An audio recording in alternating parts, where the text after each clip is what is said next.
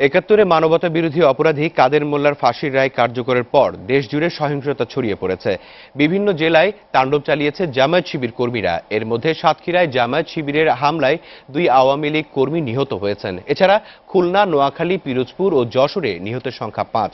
সব মিলিয়ে আহত হয়েছেন শতাধিক। বগুড়ায় শিবির কর্মীরা ফিশ প্লেট খুলে ফেললে রেল চলাচল বন্ধ হয়ে যায়। আশা আলমগীরের ডেস্ক রিপোর্ট। খুলনা নগরীর নিরালা এলাকায় পুলিশ ফাঁড়িতে বোমা হামলা চালায় জামাত শিবির কর্মীরা। পুলিশও পাল্টা রাবার বুলেট ও টিয়ার শেল ছুড়লে নাইম নামে এক আখ বিক্রেতা নিহত হন। সংঘর্ষে পুলিশসহ আহত হন আরো 7 জন। ককটেল বিস্ফোরণ ও রাস্তায় আগুন জ্বালিয়ে শিবির কর্মীরা রাজশাহীর শালবাগান এলাকায় বিক্ষোভ করে। তাদের ছত্রভঙ্গ করতে পুলিশ গুলি ও টিয়ার শেল ছোড়ে। শিবির কর্মীরাও পাল্টা ককটেল ও পেট্রোল বোমা ছোড়ে। দফায় দফায় সংঘর্ষে আহত হন কমপক্ষে 10 জন। সিরাজগঞ্জের চণ্ডীদাসগাতি এলাকায় জামাত শিবিরের নেতাকর্মীদের সঙ্গে পুলিশের ঘণ্টাব্যাপী সংঘর্ষ হয়। পরে রাবার বুলেট, টিয়ারশেল ও সাউন্ড গ্রেনেড ছুড়ে পরিস্থিতি নিয়ন্ত্রণে আনে পুলিশ। গাইবান্ধার সাদুল্লাপুর উপজেলা আওয়ামী লীগের সাধারণ সম্পাদক শাহরিয়া খান ও বণিক সভাপতি শফিউল ইসলামকে কুপিয়ে গুরুতর আহত করেছে জামাত শিবির কর্মীরা। এর আগে সাতক্ষীরার কলারোয়ার গোপীনাথপুরে বৃহস্পতিবার রাত 1:30টার দিকে ওয়ার্ড আওয়ামী লীগ নেতা আজিজুর রহমান এবং সারসার খোদ্দার গ্রামের আওয়ামী লীগ কর্মী জজ মিয়াকে কুপিয়ে জখম করে জামাত শিবির কর্মীরা। স্থানীয় হাসপাতালে নেওয়া হলে চিকিৎসক তাদের মৃত ঘোষণা করেন। পিরোজপুরের ঘোষেরহাটে একই রাত 2:30টার দিকে 18 দল নেতাকর্মীদের মিছিলে দুর্বৃত্তের হামলায় গুরুতর আহত হন শুকুর আলী হাওলাদার। শুক্রবার চিকিৎসাধীন অবস্থায় বরিশাল মেডিকেল কলেজ হাসপাতালে মারা যান তিনি। নোয়াখালীর সোনাইমুড়ি উপজেলার সোনাপুর বাজারে শিবির এবং যুবলীগ ও ছাত্রলীগ কর্মীদের দফায় দফায় সংঘর্ষে জোবায়া নামে শিবির কর্মী নিহত হন। আর বৃহস্পতিবার মধ্যরাতে বেগমগঞ্জের আপানিয়া বাজারে জামাত শিবির কর্মীদের তাণ্ডব নিয়ন্ত্রণে র্যাব ও পুলিশ গুলি ছোড়ে। এতে সেখানেই মারা যান ব্যবসায়ী খোরশেদ আলম। যশোরের বাঘারপাড়ায় রাস্তা অবরোধের সময় ট্রাক চাপায় নিহত হন এক শিবির কর্মী। আশা আলমগীর, এসএটিভি নিউজ ডেস্ক। এদিকে রাজধানীতেও জ্বালাও, পোড়াও, ভাঙচুর ও হামলা চালিয়েছে জামায়াত শিবির। জুমার নামাজের পরপরই আরামবাগ, কমলাপুর, টিটিপাড়া ও মালিবাগ এলাকা পরিণত হয় রণক্ষেত্রে। জামায়াত শিবিরের মিছিল থেকে প্রায় অর্ধশত গাড়িতে আগুন ও ভাঙচুর চালানো হয়। এ সময় দফায় দফায় ককটেল বিস্ফোরণে আতঙ্ক ছড়িয়ে পড়ে নগরীতে। বিস্তারিত জানাচ্ছেন নিয়ামুল সাদেক।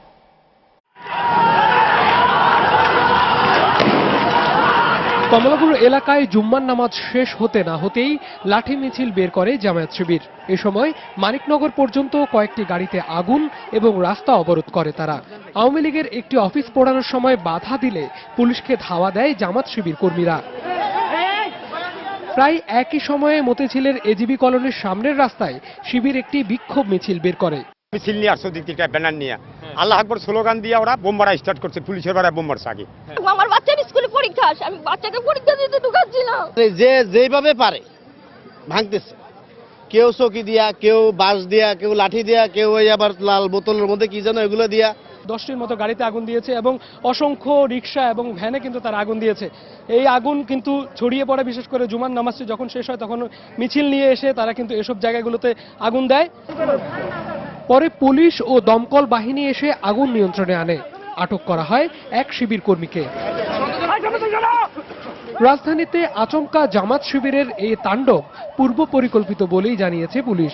জামাত শিবিরের ক্যাডাররা এখানে হেলমেট, নতুন নতুন হেলমেট ভ্যানে করে নিয়ে আসছিল, নতুন এক ব্র্যান্ড নিউ নিয়ে আসছে। এইটা পরে ককটেল নিয়ে এসেছিল, চার্জ করতে করতে এদিকে উত্তর দিকে রিট্রিট করে রামপুরের দিকে চলে গেছে। বুলেট প্রুফ জ্যাকেট উদ্ধার করেছে, 25টার মতো হেলমেট উদ্ধার করেছে। একটা নিউ ডাইমেনশন দেখা গেছে। একই সময়ে মালিবাগ আবুল হোটেলের সামনে থেকে রামপুরা কাঁচাবাজার পর্যন্ত রাস্তায় জামায়াত শিবিরের মিছিল থেকে 3টি গাড়িতে আগুন ও 60টি গাড়ি ভাঙচুর করা হয়। বিস্ফোরণ ঘটানো হয় অন্তত 20টি ককটেলের। নিয়ামুল সাদেক, এসএটিভি, ঢাকা।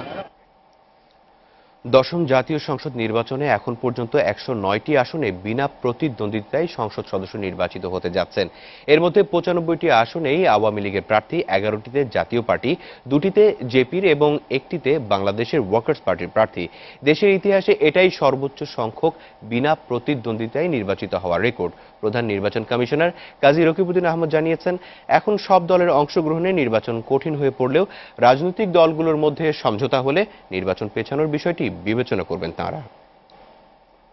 রিটার্নিং অফিসারের কাজ উনি করবেন আইন মোতাবেক। আমরা ওনাদেরকে বলে দিয়েছি সেই মোতাবেক ওনারা করবেন। আমরা জানতে পারবো কালকে সমস্ত তথ্য, আপনাদেরকে কালকে অ্যাকচুয়াল ফিগার দেওয়া হবে। আর আজকেও আপনারা ওনাদের কাছ থেকে সরাসরি এখন জেনে নিতে পারবেন। আমরা তথ্য জোগাড় করার চেষ্টা করছি। ডিফিকাল্ট হয়ে যাচ্ছে, কিন্তু সুযোগ সবসময় থাকবে। সবাই যদি একটা বাস্তবসম্মত সিদ্ধান্তে আসেন, তাহলে ওনারাই বলে দিবেন কিভাবে আমরা অগ্রসর হব। নির্বাচন থেকে সরে দাঁড়ানোর ঘোষণা দিয়ে জাতীয় পার্টির চেয়ারম্যান হোসাইন মোহাম্মদ এরশাদ মনোনয়নপত্র প্রত্যাহারের আবেদন করলেও তা গ্রহণ করেননি রিটার্নিং অফিসার।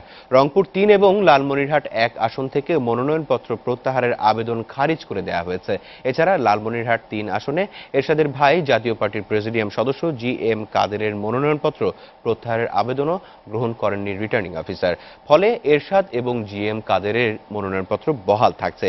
এদিকে দলীয় প্রধানের নির্দেশ সত্ত্বেও জাতীয় পার্টির রওশন এরশাদ, জিয়াউদ্দিন আহমেদ বাবলু, আনিসুল ইসলাম মাহমুদ, সৈয়দ আবু হোসেন বাবলা, মজিবুল হক চুন্নু শেষ দিনেও তাদের মনোনয়নপত্র প্রত্যাহার করেননি।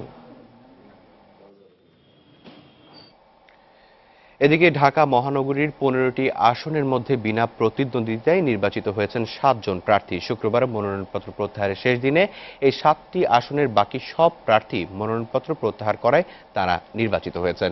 নির্বাচিতরা হলেন রাশেদ খান মেনন, সাবের হোসেন চৌধুরী, শেখ ফজলেনুর তাপস, AKM রহমতুল্লাহ, আসাদুজ্জামান খান, জাহাঙ্গীর কবির নানক ও আসলামুল হক। মনোনয়নপত্র প্রত্যাহারের শেষ দিনে ঢাকা 4 আসনে জাতীয় পার্টির প্রার্থী আবু হোসেন বাবলাকে সমর্থন দিয়ে প্রার্থিতা প্রত্যাহার করেছেন আওয়ামী লীগ মনোনীত প্রার্থী সঞ্জিদা খানম। এ নিয়ে ঢাকা মহানগরীতে মোট 56 জন বৈধ প্রার্থীর মধ্যে 26 জন মনোনয়নপত্র প্রত্যাহার করলেন। এবার বাংলাদেশি আইডলের খবর। দীর্ঘ পথ পাড়ি দিয়ে শেষ হয়ে গেল আন্তর্জাতিক রিয়েলিটি শো বাংলাদেশি আইডলের গ্র্যান্ড ফিনালে।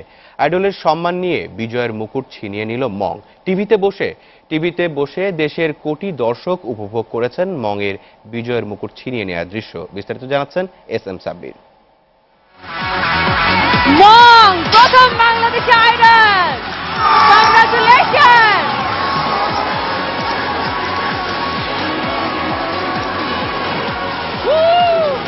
হাঁটি হাঁটি পা করে দীর্ঘ 9 মাসের সঙ্গীতের লড়াইকে জয় করে বান্দরবনের ছেলে মং আন্তর্জাতিকভাবে জায়গা করে নিল বিশ্ব সঙ্গীত জগতের আইডলদের মাঝে।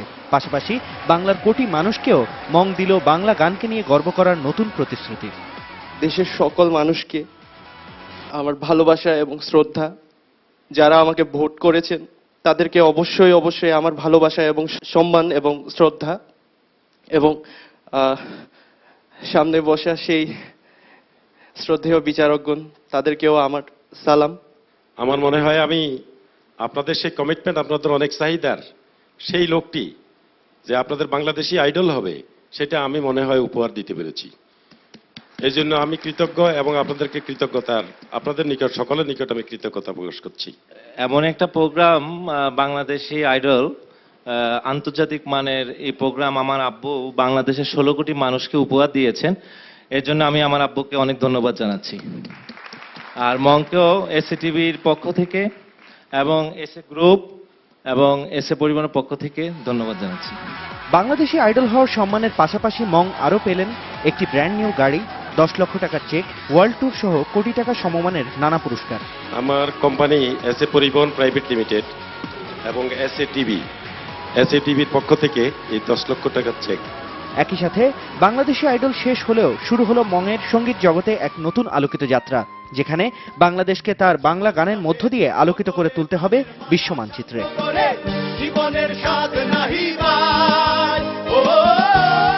SM Sabbir, SA TV, Dhaka. বিরতি নিচ্ছি, রাত 1টার এসএ টিভি সংবাদে ফিরে এসে থাকছে। ফের আওয়ামী লীগ বিএনপির বৈঠক, 2 দলের প্রস্তাব পর্যালোচনা করবেন 2 নেত্রী। ইতিবাচক আশা করছেন ফখরুল আশরাফ।